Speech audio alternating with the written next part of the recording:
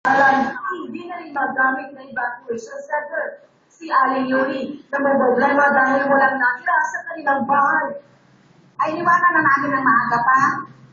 Pagbagtag ng yung kahoy, nagpa ang bahay namin. Magsakit lahat. Mula rin po nete at mula rin signal at cellphone sa dala ng Office of Civil Defense, mahigit 10,000 residente ang apektado ng bagyong Saklan, 5 ang patay at 2 ang sugatan.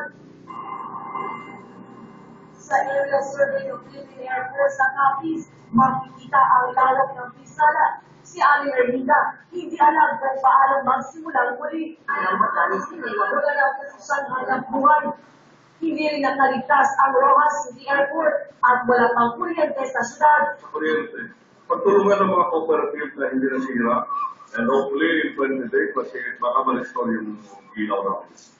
Aabutin daw ng 2 buwan bago maibalik ang kuryente. Bukas na ang mga pangunahing kalsada papuntang Capiz. Sa talatang Capiz, PDRRMC, mahigit 72,000 pamilya ang nawala ng bahay. 2 ang patay at 35 ang sugatan sa pananalasa ng bagyong Yolanda. Jonathan Garcia, patron ng Pilipino.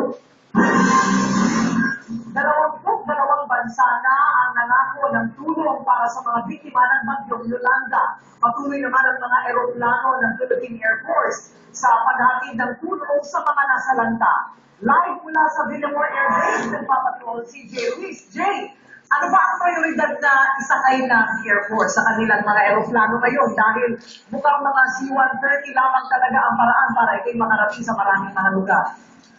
Tama ka dyan, na kaya ngayon nagkaroon ng priority list itong Philippine Air Force. Itong prioridad na nila, itong masakay yung mga relief crews, security forces, medical teams at mga engineers. Ito raw kasi mga pangunahing pangangailangan ng mga lugar na sinalanta ng Super Typhoon Yolanda.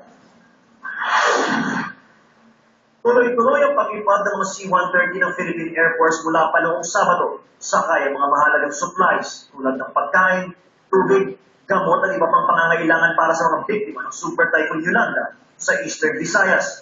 Isang batalyong sundalo rin mula sa Special Forces ang ipinadala para ibalik ang peace and order sa Leyte dahil marami na ang nagnanakaw at nag-aagawa ng pagkain dahil sa gutom. The concentration is to bring security forces to augment the present security forces in the area. But we will never fly a mission just with goods or just with personnel. It's a balance. Sakay din ng mga aeroplano, mga volunteer medical and rescue groups. Bilang Pilipino, nalulungkot po kami sa nangyari. Dahil gusto ko po natulungan sila na masakali na rin po tayo maitas.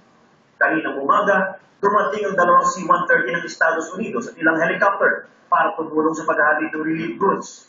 Umaabot na sa 22 bansa ang nangako ng tulong sa mga biktima ng Super Typhoon Yolanda. Tinanggap na rin ng Pilipinas ang alok ng United Nations na humingi na ng tulong sa buong mundo.